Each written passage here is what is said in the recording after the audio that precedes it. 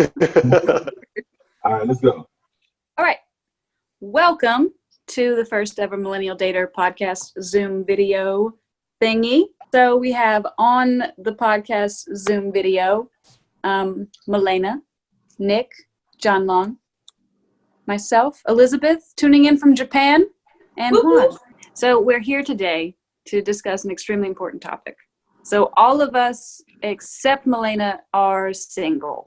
We're trying to figure out why. And this question is prompted by Lynn's most recent blog post, which is entitled, "Why Are You Still Single?" in which he has some really great points. I felt kind of convicted when I first read that title. I'm like, why is it a bad thing that I'm single? But we need to ask each other, why are we still single? Why are you still single, Nick? Me? Yeah. Oh, serious answer would probably be my own predilections towards solitude as opposed to anything else.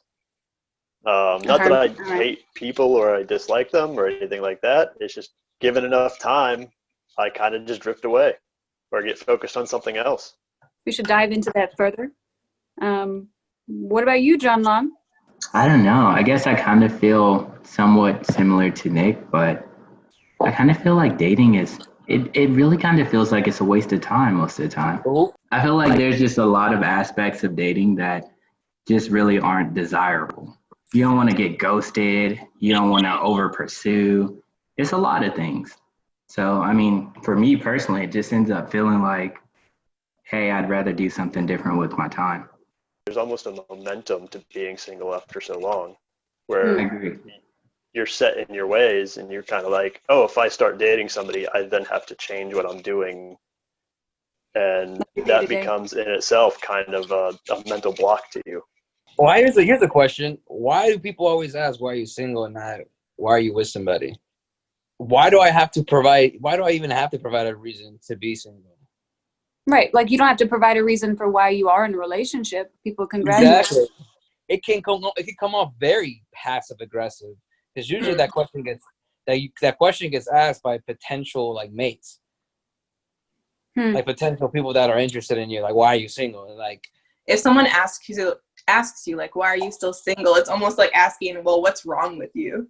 Right. Yeah. Like, what are your biggest flaws? Like, that you're still single? And it's like, I don't think I have huge flaws. For me personally, I just can't really find someone who shares the same ideas as me and the same morals as me.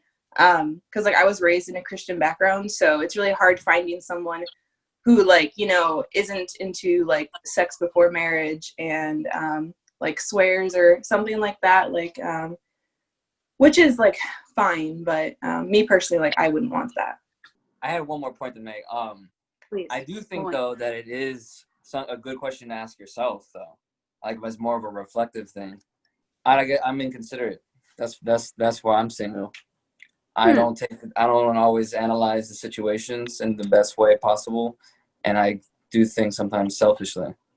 And it's cost me some good potential relationships in the past, and I can acknowledge that, But I do think it's an aggressive question to be asked, but I think it is a question that you should ask yourself. I completely agree with you. Yeah. You know what I mean? Yeah. In the same vein of asking, why do we ask people why we're single? We kind of cringe at ourselves when we say, oh, we're still single. And it all comes down to the same reasoning, is that we're biologically driven to procreate and to expand our species and things like that. That's a good point. So, I mean, when our brains are wired to think in a certain manner, we become insecure when we're not following that programming almost. Right.